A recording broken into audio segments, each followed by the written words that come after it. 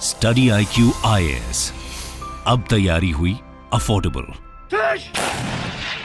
World war 3।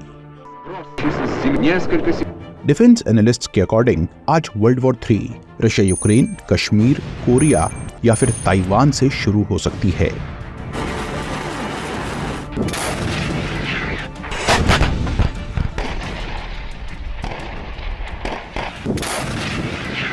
तो दोस्तों, क्या हम as a nation world war 3 के लिए रेडी हैं? 16th सेंचुरी के फ्रेंच एस्ट्रोलॉजर नॉस्ट्राडामस की बुक के अकॉर्डिंग 2023 में ये ग्रेट वॉर इग्नाइट हो सकती है। नॉस्ट्राडामस के फॉलोअर्स के अकॉर्डिंग इन्होंने फ्रेंच रेवोल्यूशन से लेकर कोविड-19 क्राइसिस तक लगभग सारे इवेंट्स के बारे में एक्यूरेटली प्रेडिक्ट किया है।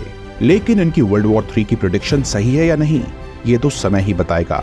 पर करंट जियोपॉलिटिकल सिचुएशन में वर्ल्ड वॉर 3 क्यों और कैसे शुरू होगी, और इस ग्रेट वॉर के दौरान इंडिया के एलाइज एंड एडवर्सरीज कौन होंगे, ये जानना बहुत जरूरी है।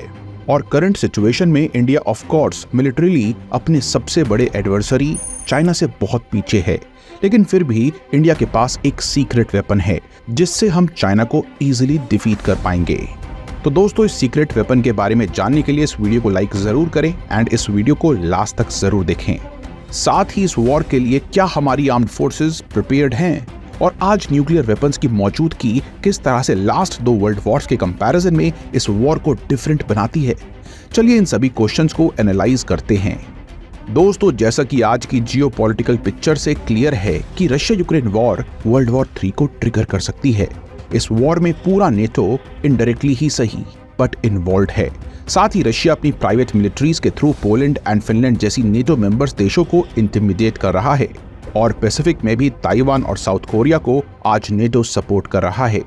नॉर्थ कोरिया लगभग 40 न्यूक्लियर वेपन्स को होल्ड कर चुका है और अपने ICBMs के through long distance strike capability भी रखता है। जापान एंड साउथ कोरिया जैसे US एलाइज नॉर्थ कोरिया के एग्रेशन की इस आग के चपेटे में आ सकते हैं। इधर साउथ एशिया में हिमालयाज की गोद में situated Kashmir and Ladakh region एक और जियोपॉलिटिकल हॉटस्पॉट है, जहां इंडिया पाकिस्तान या फिर इंडिया चाइना स्क्रिमिशेस कभी भी एक फुल ब्लोन वॉर में स्पाइरल हो सकती हैं, जो US और रशिया को भी इस कॉन्फ्लिक्ट में पुल कर सकता है। तो दोस्तों, इन रीजन से आज वर्ल्ड वॉर 3 इग्नाइट हो सकती है। लेकिन किसी भी देश के लिए वॉर के आउटकम्स उसके फ्रेंड्स एंड एनिमीज डिसाइड करते हैं। जैसे कि 1971 की इंडिया पाकिस्तान वॉर के दौरान अगर सोवियत यूनियन इंडिया को सपोर्ट नहीं करता तो शायद पाकिस्तान US हेल्प से इस वॉर का कोर्स बदल सकता था। इसलिए वर्ल्ड वॉर 3 के दौरान कौन सा देश भारत के साथ खड़ा होगा और कौन सा देश भारत के विरुद्ध, ये जानना बहुत जरूरी है। दोस्तों, आज जापान, फ्रांस और इजराइल ही इंडिया के ऑल वेदर फ्रेंड्स हैं। रशिया जो एक समय पर हमारा ट्रू सपोर्टर था, आज चाइना पर इकोनॉमिकली हेविली डिपेंडेंट है, और रशिया का चाइना की तरफ ये टिल्ट इंडिया के लिए बहुत कंसर्निंग है। और इसीलिए इस बात की पॉसिबिलिटी ज्यादा है कि चाइना इंडिया के कन्फ्रंटेशन की कंडीशन में रशिया न्यूट्रलिटी मेंटेन करने की कोशिश करेगा, या मे बी अपनी कम्युनिस्ट हमसाए मुल्क चाइना को हेल्प करेगा। वहीं US भी इंडिया पाकिस्तान के कॉन्फ्लिक्ट में न्यूट्रलिटी मेंटेन करना चाहेगा और डायरेक्टली इस कॉन्फ्लिक्ट में पार्टिसिपेट नहीं करेगा। लेकिन हाँ, इंडिया चाइना कॉन्फ्लिक्ट में US को फायदा चाइना की हार में है, और इसलिए US इंडिया की डायरेक्ट इनडायरेक्ट हेल्प जरूर कर सकता है। लेकिन दोस्तों, US और रशिया के अलावा वॉर के दौरान नेबरहुड से सपोर्ट मिलना भी बहुत जरूरी है, और आज ज्यादातर भारत के नेबरिंग कंट्रीज चाइना की सैटेलाइट स्टेट्स बनकर रह गई हैं, और इनके एसेट्स को चाइना इजीली इंडिया के अगेंस्ट यूज कर सकता है। खास तौर पर बांग्लादेश का चिटगांग पोर्ट, श्रीलंका का हम्बनटोटा और पाकिस्तान का ग्वादर, इन तीनों पोर्ट्स को इंडिया के लिए ट्रायंगल ऑफ डेथ कहा गया है। म्यांमार और नेपाल के भी आज चाइना से बेहतर रिलेशंस हैं, और ये सभी देश आज चाइनीज डेट ट्रैप में उलझ चुके हैं, और इन सभी देशों में चाइना का स्ट्रैटेजिक इंफ्रास्ट्रक्चर जैसे कि पोर्ट्स, एयर स्ट्रिप्स और माइंस कॉन्फ्लिक्ट के केस में इंडिया के अगेंस्ट यूज किया जा सकता है। तो दोस्तों, वर्ल्ड वॉर 3 के दौरान हमारे ये नेबर्स चाइना को सपोर्ट कर सकते हैं, एंड हेंस इंडिया को 2 फ्रंट नहीं बल्कि 3 फ्रंट वॉर की तैयारी करने की जरूरत है। इमीडिएट नेबर्स के साथ साथ आज हमारे एक्सटेंडेड नेबरहुड और इंडियन ओशन रीजन में भी यही हाल है। चाहे सेंट्रल एशिया हो या वेस्ट एशिया या फिर साउथ ईस्ट एशिया या ईस्ट अफ्रीका, यहाँ के ज्यादातर कंट्रीज आज चाइना की डेट ट्रैप में फंसी हुई पपेट कंट्रीज हैं, जहां चाइना मिलिट्री बेसेस भी कंट्रोल करता है। जिबूटी का चाइनीज मिलिट्री बेस हो, या ताजिकिस्तान में चाइनीज एयर स्ट्रिप, या फिर रिसेंटली बन रहा कंबोडिया में रियाम नेवल बेस, और इन सभी बेसिस का यूज चाइना इंडिया के अगेंस्ट डेफिनेटली करना चाहेगा। इंडियन ओशन में भी चाइना इंडिया से ज्यादा ड्यूल यूज पोर्ट्स को कंट्रोल करता है, चाहे मालदीव्स हो या मेडागास्कर या फिर तंजानिया में बागा मोयो पोर्ट। तो दोस्तों, इमीडिएट नेबरहुड में सिर्फ भूटान एकमात्र ट्रू फ्रेंड है जो अगर इंडिया को मटेरियली सपोर्ट नहीं कर सकता तो अपनी टेरिटरी को इंडिया के अगेंस्ट यूज भी होने नहीं देगा। नेपाल और बांग्लादेश को भी इंडिया ट्रस्ट में लेकर इनकी टेरिटरी को इंडिया के अगेंस्ट यूज होने से रोक सकता है। साथ ही इंडियन ओशन में भी मॉरिशस, सेशल्स, फ्रांस और यूएस बेसिस की मदद से इंडिया चाइना को काउंटर करने की कोशिश कर सकता है। और दोस्तों, इंडिया की इंडियन ओशन स्ट्रैटेजी पर हम ऑलरेडी एक वीडियो बना चुके हैं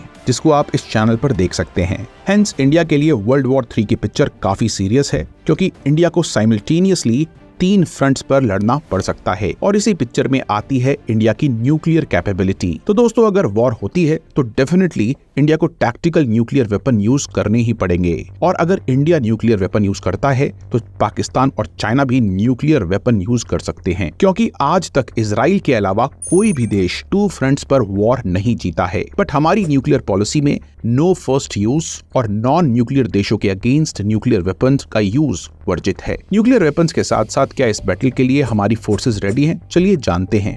दोस्तों, आगे बढ़ने से पहले आपको बता दूं कि स्टडी IQ आपके लिए लाया है P2I यानी कि prelims to interview foundation batch.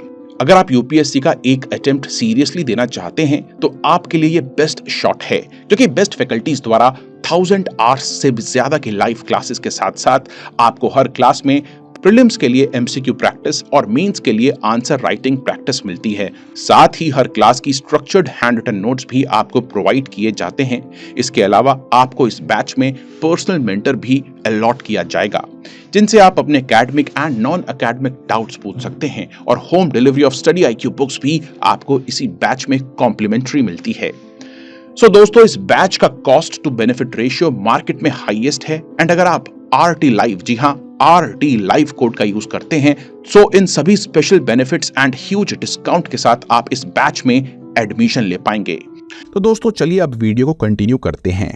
दोस्तों, करंटली इंडियन आर्म्ड फोर्सेस में नियरली 1.55 लाख पोस्ट्स वैकेंट हैं। आज इंडिया में इन टोटल 38 आर्मी की डिविजन्स हैं, और सिर्फ पाकिस्तान और चाइना बॉर्डर पर साइमल्टेनियसली डिफेंस के लिए हमें एटलीस्ट 43 डिविजन्स की जरूरत है, जबकि ऑफेंस प्लस डिफेंस के लिए एट मिनिमम 54 डिविजन्स की रिक्वायरमेंट है। और अगर इंडियन आर्मी को नेपाल, बांग्लादेश और म्यांमार बॉर्डर पर भी लड़ना पड़ा तो एटलीस्ट 72 डिविजन्स की जरूरत पड़ सकती है, यानी कि करंट से लगभग डबल। आर्मी के साथ साथ आज एयरफोर्स में भी यही प्रॉब्लम है। करंटली हमारे पास 30 फाइटर स्क्वाड्रंस हैं, लेकिन दोनों फ्रंट्स पर लड़ने के लिए हमें एटलीस्ट 60 स्क्वाड्रंस की जरूरत है। साथ ही ड्रोन वॉरफेयर में आज हम पाकिस्तान से भी पीछे हैं। चाइना आज 2 5th जनरेशन जेट्स को ऑपरेट करता है। वहीं दोस्तों, इंडिया का 5th generation advanced medium combat aircraft यानी कि AMCA अभी इंडक्शन से लगभग 15 साल दूर है। साथ ही नेवी के भी ऐसे ही हाल हैं। करंटली नेवी में 2 एयरक्राफ्ट कैरियर्स कमीशन्ड हैं, लेकिन प्रोस्पेक्टिव थ्रेट को काउंटर करने के लिए मिनिमम 4 एयरक्राफ्ट कैरियर्स की जरूरत है, जिसमें से एक कैरियर को वेस्ट कोस्ट पर, एक को ईस्ट कोस्ट पर और एक को आइलैंड्स एंड इंडियन ओशन में डिप्लॉय किया जा सके, और एक एयरक्राफ्ट कैरियर को कंटिजेंसी सिचुएशन में इंडियन ओशन में रिफ्यूलिंग एंड मेंटेनेंस के बाद डिप्लॉयमेंट के लिए रेडी रखा जा सके।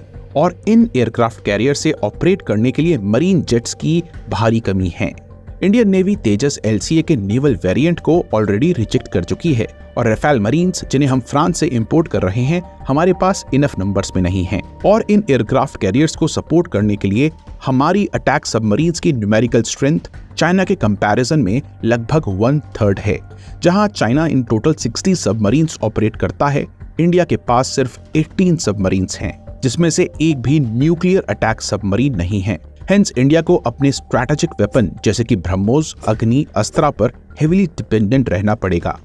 तो दोस्तों, ये सब सुन के आप समझ ही गए होंगे कि हमें कितनी इंप्रूवमेंट की जरूरत है, लेकिन इसका मतलब ये नहीं है कि हम वॉर में हार ही जाएंगे। मैंने आपको स्टार्टिंग में ही बताया था कि हमारे पास एक सीक्रेट वेपन है, जो अगर स्ट्रैटेजिकली यूज किया जाए तो इंडिया को इन कमियों के बाद भी इस ग्रेट वॉर में जीत दिला सकता है। और ये वेपन है इंडिया की ज्योग्राफी। जी हाँ दोस्तों, हिमालयाज इंडिया का इम्पेनिट्रेबल डिफेंस है, जो चाइना के लिए वर्ल्ड वॉर 3 के दौरान सबसे बड़ी डिसएडवांटेज साबित हो सकता है।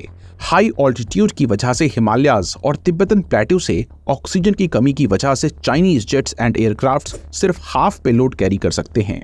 वहीं इंडिया के सभी एयरबेसेस लो ऑल्टीट्यूड पर लोकेटेड हैं, हेंस लगभग पूरे पेलोड से टेक ऑफ करते हुए इंडियन जेट्स तिब्बत में चाइनीज एयरबेसेस को तेज़ नाबूद कर सकते हैं। इंडो चाइना बॉर्डर पर deployed specialised mountain strike corps Tibetan autonomous region यानी कि टार से ग्राउंड अटैक को काउंटर करने के लिए वेल इक्विप्ड भी हैं और विंटर्स में चाइना के लिए हाई हिमालयाज में अटैक सस्टेन करना बहुत डिफिकल्ट होगा। साथ ही बे ऑफ बंगाल में हमारे पास अनसिंकेबल एयरक्राफ्ट कैरियर के रूप में Nicobar joint military base available है, जहां से इजीली कम सबमरीन्स के साथ भी हम चाइना के नेवल फ्लीट को स्ट्रेट ऑफ मलाक्का में काउंटर कर सकते हैं। और रही बात लंबॉक और ओम्बाई वेटर स्ट्रेट की, जो चाइना को मलाक्का के साथ इंडियन ओशन का एक्सेस प्रोवाइड करता है, यहाँ भी हम क्वाड ग्रुपिंग में ऑस्ट्रेलिया की मदद से चाइनीज नेवल फ्लीट को पूरी तरह से ब्लॉक कर सकते हैं और इंडियन ओशन का एक्सेस डिनाई कर सकते हैं। इसके अलावा चाइना की एक बड़ी कमजोरी है वर्ल्ड की लार्जेस्ट 3 गॉर्जेस डैम, जिस पर लॉन्ग रेंज मिसाइल से अटैक करके चाइना की बिग सिटीज जैसे कि शंघाई और वुहान को इजीली डुबाया जा सकता है। तो दोस्तों, यहाँ इंडिया की ज्योग्राफिक एडवांटेजेस क्लियर हैं, जो इंडिया को इस वॉर में डोमिनेट करने में हेल्प करती हैं। और एक और रीजन है सैनिकों का जज्बा। देखिए, चाइनीज मिलिट्री की एक सबसे बड़ी कमी यह है कि इसके सैनिक अपनी मर्जी से सेना में शामिल नहीं होते। चाइना में कंपलसरी मिलिट्री सर्विस रूल्स हैं और इंडियन आर्मी दूसरे हाथ पर वॉलंटरी है। और पास्ट में हुई इंडिया चाइना स्क्रैमिशेस में हम ये फर्क देख ही चुके हैं। और सिर्फ इंडिया को ही नहीं दोस्तों, चाइना को भी इंडिया के साथ साथ ताइवान, जापान, कोरिया और यूएस से 2 फ्रंट्स पर वॉर लड़नी पड़ सकती है। और अगर ये वॉर विंटर्स में होती है तो चाइना LAC के अलोंग भी कोई बड़ा एक्शन नहीं ले पाएगा। हाँ, लेकिन चाइनीज मिसाइल से बचने के लिए हमें रोबस्ट एयर डिफेंस सिस्टम की जरूरत जरूर पड़ेगी। इसके लिए इंडिया के पास इंडिजीनियसली बिल्ड रुद्रा M2 और रशियन S-400 जैसे एडवांस डिफेंस मिसाइल सिस्टम्स हैं। तो दोस्तों, इस टैक्टिकल एडवांटेज से इंडिया इजीली चाइना को डोमिनेट कर सकता है। रही बात पाकिस्तान की, तो हमें पाकिस्तान से भी साइमल्टेनियस वॉर लड़नी होगी। दोस्तों, तालिबान और तजिकिस्तान में हम अपने बेसेस नेमली अयानी बेस और फारखौर एयरबेस का यूज करके पाकिस्तान के लिए दूसरा फ्रंट हम ओपन कर सकते हैं। साथ ही बलूचिस्तान में डीप एसेट्स को एक्टिवेट करके पाकिस्तान में इंटरनल केओस क्रिएट किया जा सकता है। मियां छानू इंसिडेंट के बाद ये भी क्लियर है कि पाकिस्तान इंडियन मिसाइल्स को ब्लॉक करने में असक्षम है एंड हेंस पाकिस्तान को मिसाइल्स के थ्रू इजीली ओवरवेल्म किया जा सकता है। पर इशू पाकिस्तान के न्यूक्लियर वेपन्स का है, जिन्हें सिर्फ इंटेलिजेंस और डिप्लोमेसी का यूज करते हुए न्यूट्रलाइज किया जा सकेगा।